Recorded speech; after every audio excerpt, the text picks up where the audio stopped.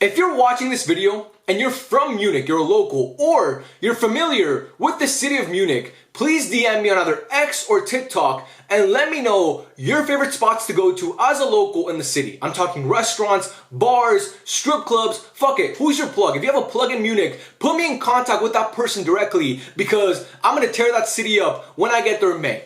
Okay, I'm gonna tear it up.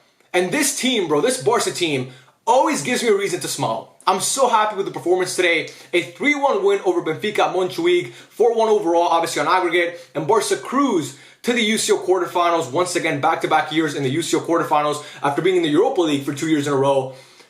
And yeah, bro, I'm super happy. The night before any big Barca knockout round match in the UCL, I can barely sleep, and last night was no different. It's like the first day of school. I'm always just like so anxious. But, you know, I wasn't that anxious last night because I know this team is different. I know this team was not going to let us down. And they didn't let us down because they haven't let us down basically all season. And that performance today was just beautiful, man. 3-1, comfortable win. Not an ass clencher. Thank you, Hansi Flick. My ass isn't tired today because of you. My ass is relaxed. It was tired for a little bit when Benfica scored that equalizer. But for the most part, it was like saggy buns. I don't know. I don't even know what to say. I'm saying stupid shit already. And we're only like, what, 2 minutes into the video? But anyway, my point is, I love this team so much. And that first half, bro, was super open. And Barca got the early goal, thank God. Obviously, we got the 1-0 thanks to Raphinha off a beautiful play from Lamine Yamal, who today, man, it's generational stuff. And we'll get to Lamine Yamal, obviously, more in depth later in this video. But that run that he makes and that pass, I mean, the run is obviously amazing, but that pass is insane. Like, that pass is crazy. How he fits that ball in that angle and how he even sees Raphinha from that angle, it's the stuff of legends, man. We're watching a legend, a living legend right now play football. And a guy that, when it's all said and done, in my humble opinion, will be one of the greatest players to ever play this game. I don't want to put too much pressure on the guy. But, man, if you see that, it's surreal, bro. I don't even believe what I'm watching sometimes. But, yeah, man, that ball that he placed to Raphinha, and Raphinha with a great finish. And just two of our best players this season combining for a goal. It was beautiful to watch.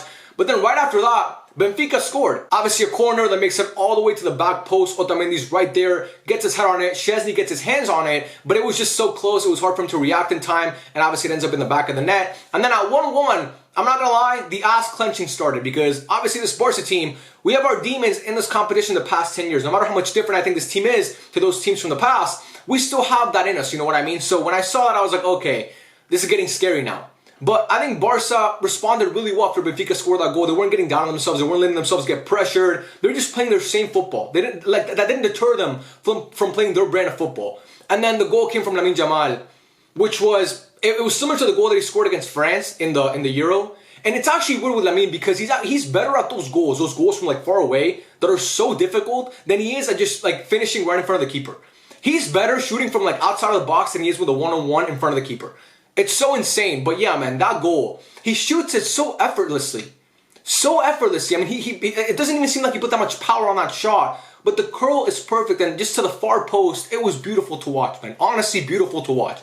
We're watching a legend in the making right now, bro. UCL round of 16, your team needs you, you know what I mean? You're still up in the tie, but it's 2-1 against a good team, and you pull that off?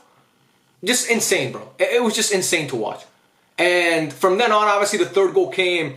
A fantastic run from Balde. He intercepts the ball at the edge of the box. He carries it all the way forward with an amazing run. Balde is like dribbling, man. He's had so many runs this year where you look at him and you're like, this guy looks like prime Messi. He literally looks like prime Messi. And his skill set, man, it's amazing. He's such a great player. He's so intelligent. And I love watching him play. And he carries the ball all the way forward. I think he gets decked by Otamendi, and then he kind of knees Otamendi in the face. It was like a whole weird situation. But he finds a way to get the ball out to Raphinha. He finds a way to pass the ball to Raphinha out wide, and Raphinha with a great finish, and that's Raphinha's second goal. And yeah, man, those two guys, Lamine Yamal, Raphinha with 2 goals, Lamine with an assist and a goal. It's just, it's amazing. It's amazing. Like that front three, one of the front three didn't really come through, but those other 2 guys were great. And in that first half, man, we had other chances. Lewandowski had a chance right in front of goal where he missed off a great ball from Raphinha too. I think it was, or maybe it was Lamine Yamal, I don't know, but Lewandowski had a chance that he missed right in front of the keeper. He shot it right at him. Barca played well in that first half. It was an open first half, but I think Barca were the better team. And then after that, man, in the second half, it was just easy, bro. Barca just cruised to the victory because it was done. It was just done. 3-1 on the night, obviously 4-1 on aggregate. Benfica were shot. Benfica were shot after the first leg. Because if you couldn't beat that Barca team at home with 10 men for most of that game, you actually lost that game. How do they expect to go into Montjuic with with Barca playing with an actual full team, 11 players, and beat them there? It was just never going to happen. That's why I was so cocky and so sure that Barca were going through in my match review after the first leg in Lisbon, because I was like, if Barca won that game, they're definitely going to win at Montjuic. There's no way Benfica come back and win that game, because this Barca team is different. And the second half, man, it was smooth. In that first half, to me, the best players were Raphinha, Lamine, and Pedri was fantastic, and Balde was great. The whole back line to me played so well too. Inigo had a fantastic game. I thought Araujo was amazing too.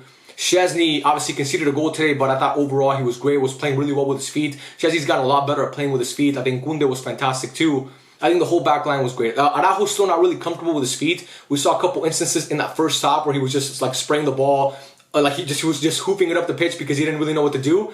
But defensively, he's so sound and he's so good. And I love him as a player. I just think Araujo's such a class player. Frankie de Jong and Pedri were both amazing too. Just so good. So good. Frankie de Jong today, bro. If you guys noticed I don't know if you guys noticed this in the first half, Raphinha moved over to the right-hand side, and Barca playing still a back four, but Frankie was the center back next to Araujo, and then Inigo was playing as a left back, and Balde kind of had that whole left flank to himself, because that's how much Hansi Flick trusts him in the build-up. Frankie de Jong is so good in the build-up, dropping in between the two center backs, or even forming part of that back line. And just like he's just a great player, man. He's very I don't know how to say this. I don't know the word that I'm thinking of, but he does a lot of stuff really well. Is my point. I think Frankie de Jong does so many stuff really well. He was carrying the ball forward today. He was making tackles off the ball. I thought he was great. But yeah, man, I think Frankie was fantastic. Pedri, man, just running his ass off, working off the ball. He won the ball back so many times today, just tracking back. And his work rate, it's so great to see a fully fit Pedri in this team, because when we see him like this, you're watching one of the best midfielders in the world currently, if not the best, and you're also watching, one of the best seasons a Barca midfielder has had in the past 15 years.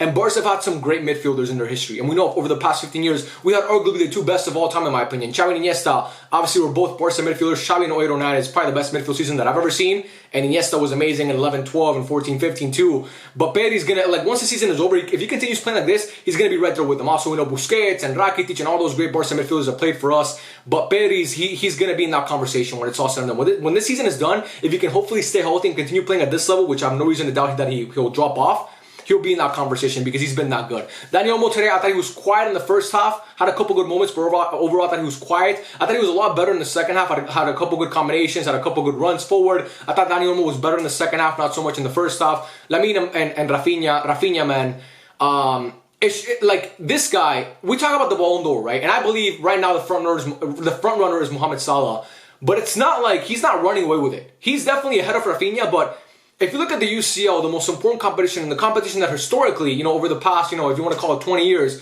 that competition really determines a lot. It has a lot of pull on who's going to win the award. Raphinha's UCL resume this year is better than any other player in Europe, basically. What he's doing this year in the UCL, big game after big game, he's come through every single time. And even in La Liga, this guy has 26 goals and 18 assists in 40 games this year, I'm pretty sure. I think those are his stats. 26 goals and 18 assists in 40 games. Those are ridiculous numbers. And like I said, every time Barca need him the most, he's there. And I made this point in my last video too. If you go back and look at the UCL run last year that Barca had, we made it to the quarterfinal. What I'm saying, if you look at that, if you look at those knockout games that Barca played, Raphinha was great. He was great. So this guy's a big game player and he's showing it every single time. So I'm so happy for Raphinha because this guy was, people were making shirts with Nico Williams 11 on it when he was still part of the team. And it can't be easy for you as a player, to see that. I'm still part of that team and, fans are making shirts with my number with another guy's name on it. That's not easy. And to see the way he's bounced back this year and he's going to finish in the podium for the Ballon d'Or. Hopefully he can win it if Barca win the UCL. It's amazing to watch. And Lamine Yamal, like I said, the stuff of legends, the assists, the playmaking. It's just at 17 years old, you shouldn't be that good. You should not be that good. And I was critical of Lamine Yamal a couple weeks back because I thought his finishing needed working on it. I think he was being a little bit selfish. But it's just growing. It's the growing pains that comes with being a young player and being put in the spotlight that early. And we're seeing it, man, with this guy. He may have a bad stretch, but he bounces back instantly. And he again reminds us why he's the best youngster football's ever seen. And he's one of the best players in the world right now. People like to, people on X, which are not actually football fans, you're just baiting for engagement. They love to, shit on Lamine Yamal and look at his stats and talk about this and talk about that. They don't actually watch the games because if you watch the games, you realize there's very few players in football that are as good and as talented as that guy. And especially as a playmaker, I can't name 3 better playmakers in the world right now than Lamine Yamal. And again, we're talking about a 17-year-old.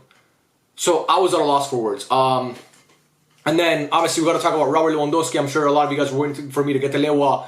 I thought he was terrible today. Missed chances, misplaced passes, was not good in the build-up. His attitude is shit. Robert Lewandowski is the odd man out in this Barca team. I'm afraid to say. I know people are going to talk about he's our top goal scorer. He's the odd man out in this Barca team, okay? He just is. He's the odd man out.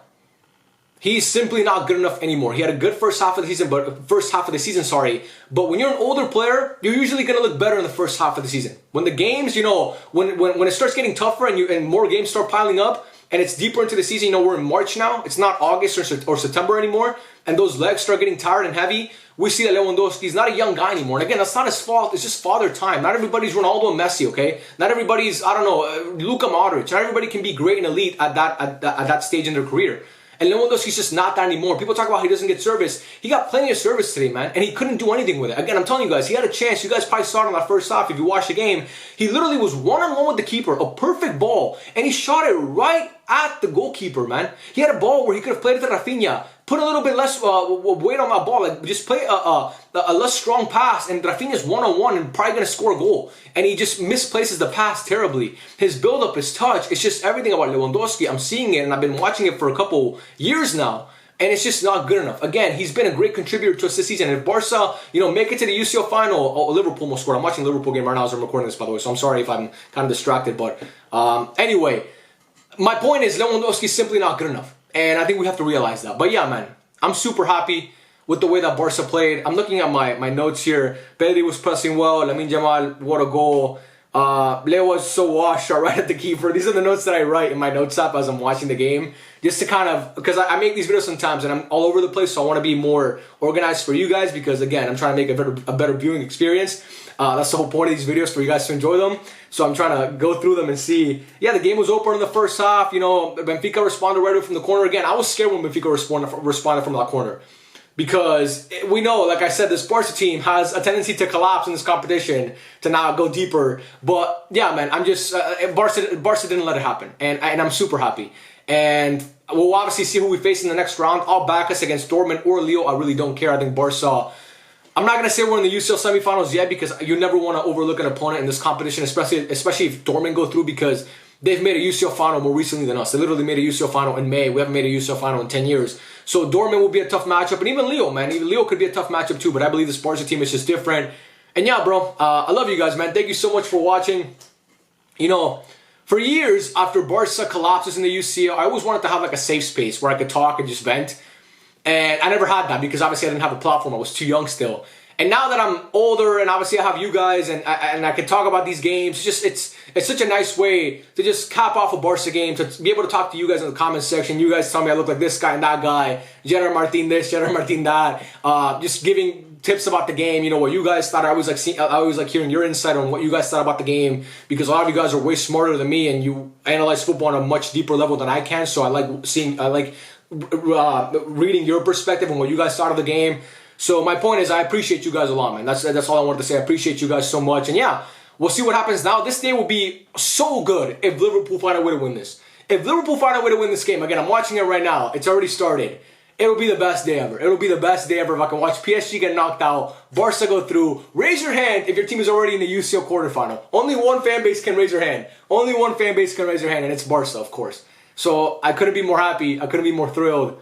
I love you guys, man. Thank you so much for watching. Let me know your thoughts in the comment section down below. If you're from Munich, let me know the best spots, your plug, the strip clubs. Those two are the most important ones, by the way. I don't really care about restaurants and bars. I'm not going to go to any of that shit. Give me the restaurants, give me your plug, and give me the strip clubs, because I will be there. I will be there. I'm exchanging all my dollars for euros right now, and I'm going to go crazy. I don't have much money, but whatever I got, I'm taking it to Munich. By the way, if you're watching this later to the video, I'm not actually going to Munich. I don't have enough, I'm not financially stable enough to go to Munich and go to a UCL final. I can buy the plane ticket probably. I can't afford to go to a UCL final. So if you guys actually think I'm going to Munich, I'm sorry. I can't make it to Munich. But if Barca make it to Munich, I'll be sitting right here watching the game, getting ready to film a match reaction for you guys. But yeah, bro, I love every single one of you. Let me know your thoughts in the comments section down below. What was your favorite part of the game? Did I miss anybody? I want to make sure I talked about everybody. I talked about Szczesny, I talked about Araujo, I talked about Inigo, who was great. Kunde, Balde, I talked about them. I went through the whole team. So I'm happy. I don't want to leave anybody out. And yeah, bro, I love you guys, man. Thank you so much for watching, and I'll catch you guys on the next one. Peace out.